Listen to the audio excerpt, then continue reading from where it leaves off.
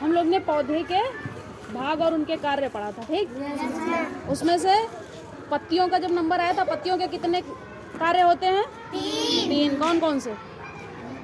प्रकाश संश्लेषण, वाष्पोत्सर्जन और तीसरा श्वसन, ठीक। तो अब हम जो प्रैक्टिकल करने जा रहे हैं, जो प्रयोग करने जा रहे हैं इस पौधे पे, वो किस चीज़ का है? वाष्पोत्सर्जन का, है ना। जो पौधे का एक्स्ट्रा वाला भाग होता है पानी का, वो पत्तियों के माध्यम से उड़ जाता है भाप बन के, है ना।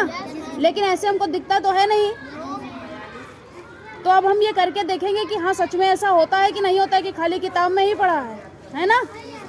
तो हमने एक पॉलीथीन ले ली है और ये है हमारा पौधा, ठीक। तो इस पॉलीथीन को हम ऐसे पौधे में बांध देंगे, ठीक। सब लोग अपने अपने घर पे जाके करके एक बार देख लेना, ठीक।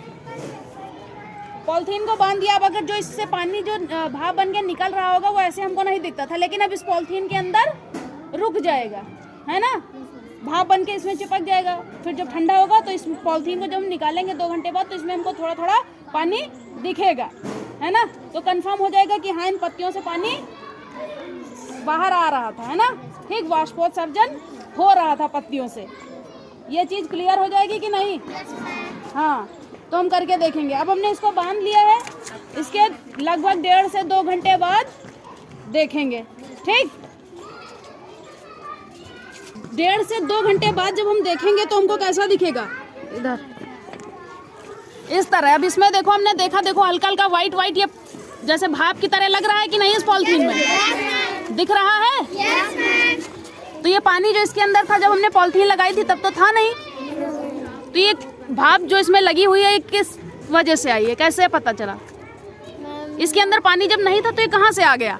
पत्ती में भाप उड़ता रहता है ना। जो पत्तियों में वाष्पोत्सर्जन हो रहा था, तो ये जो वाष्प माने क्या होता है? भाप, है ना। तो जो पत्तियों का एक्स्ट्रा पानी था वही तो भाप बन के निकल रहा था वाष्पोत्सर्जन में, जो हमको ऐसे बाकी पत्तियों में कहीं दिख रहा नहीं दिख रहा। लेकिन इसमें देखो हमने ये पॉलीथीन लगा रखी थी, इसमें देखो दिख रहा है कि नहीं? अभी रुको, इसको खोल के देखते हैं। फिर इसको जब टच करोगे तो ये पूरा पानी जैसे लगेगा। लेकिन पहले जब हमने लगाया था तब क्या था? पानी था इसमें? नहीं, पूरी पन्नी एकदम सूखी थी। छू के देखो, है पता चला। और देखो जो हल्का हल्का, ये देखो इस पत्तियों में भी हल्का हल्का है ना। और सुनो, अब हट तो जाओ जरा सा, देखो। और दूसरी चीज हमने बताया था कि ये जो पत्तियों में छोटे छोटे छेद होते हैं जिससे पानी निकलता है ना, ऊपर साइड कम होते हैं, जो चिकना भाग होता है उसमें कम होते हैं। और दूसरा भाग क्या होता है? पीछे वाला खुरदरा होता है, इसमें ज्यादा छेद होते हैं। इन छेदों को क्या कहते हैं जो पत्तियों में होते हैं? क्या कहते हैं? नहीं भाई, किसी को याद है? हाँ बताओ, क्या कहते हैं? उधर ना देखो, इधर देखो। ऊपर इस साइड जो चिकना वाला पोर्शन होता है पत्तियां का, है ना।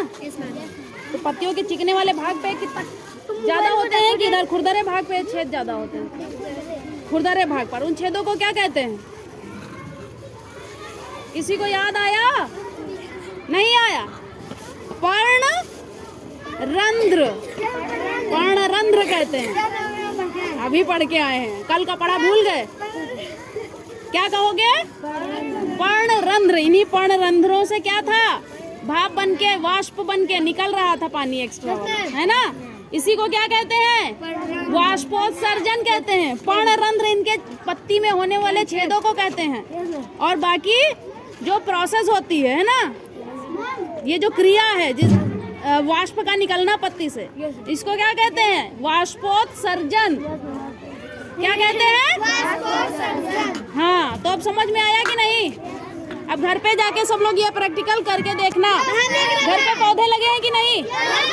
तो उन पौधों में ये प्रैक्टिकल करके देखना संडे को, है ना। क्योंकि ये धूप में ही तो होगा, बिना धूप के तो होगा नहीं।